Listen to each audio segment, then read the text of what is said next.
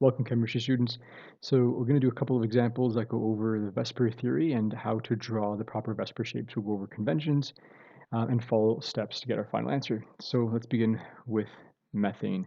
Now, I'm not going to go over how to draw the Lewis structure diagrams here, so you'll need to make sure that you're comfortable with the first step. The first important step is, of course, let's do that now. It's figuring out what the Lewis structure is for CH4 methane, and it looks like this.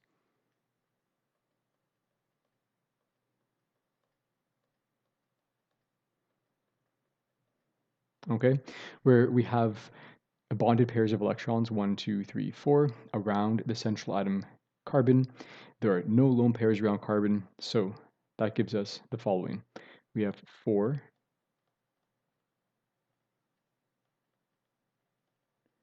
bonded pairs, we can also call that ligands, and 0 lone pairs.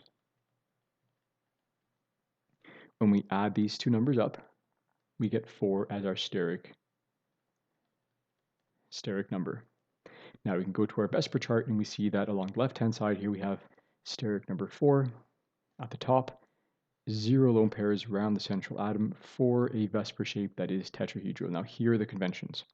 Okay, so we're now going to change this structure to match a proper VSEPR shape, which in this case is tetrahedral. So carbon is our central atom, right? Then we have a hydrogen that is in plane with the page or with the screen, another one that's at an angle approximately 109 degrees.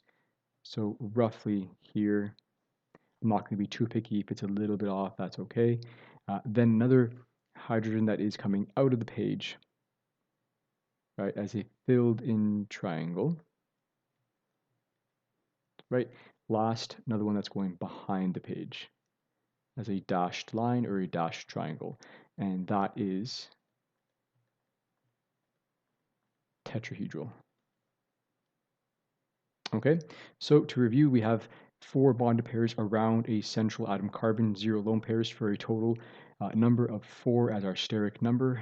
Looking off of our VSEPR chart, steric number 4, 0 lone pairs gives us a tetrahedral shape. Okay, next example.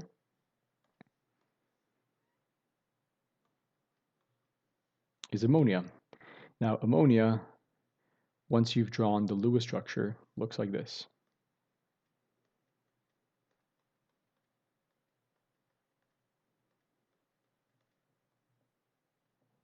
Okay, so here, slightly different than methane above, we have 1, 2, 3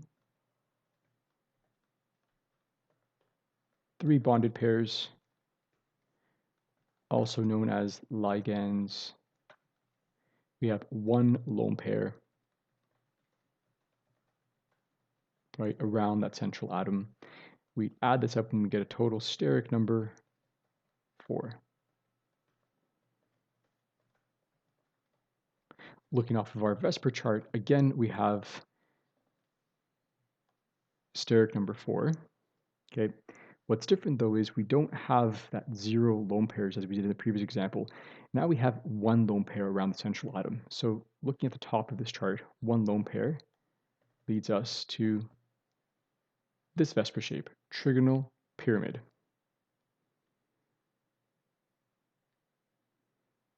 And the shape will look like this. So central atom is nitrogen.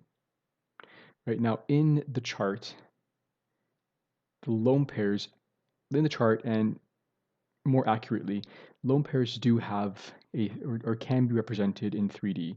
So they can, in this case, be depicted as being in plane with your page or with your screen, as in other examples. Moving on to the right here, and under the bent or angular example here, we have that 2 lone pairs exists, one coming out of the page or out of the plane, out of the screen, and another one going behind it. Now, for simplicity's sake, for our purposes, for our course, we will not show the 3D representation of these lone pairs. Instead, we're going to keep it simple as in the Lewis structure, and we're just going to draw these lone pairs right above the central atom. What we are going to show and follow VSEPR conventions is the line in plane, triangle coming out, and dashed triangle or dashed line going behind the page. Okay, so it'll look roughly like this. Straight line in plane with your page or screen, filled in triangle coming out. And going behind, we have a dashed line. And this is now trigonal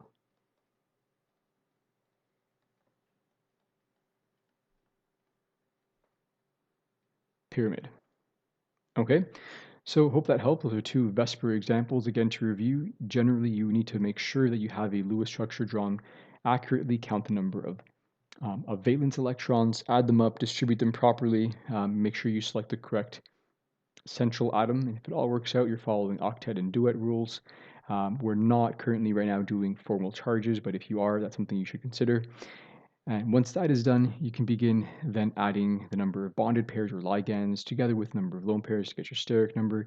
Use your VSEPR chart, taking into consideration the number of lone pairs to figure out what your shape is. Draw the conventions where a line is in plane with your page, a solid triangle is coming out of your page, a dashed line or dashed triangle is going behind it, and you'll have your name as well.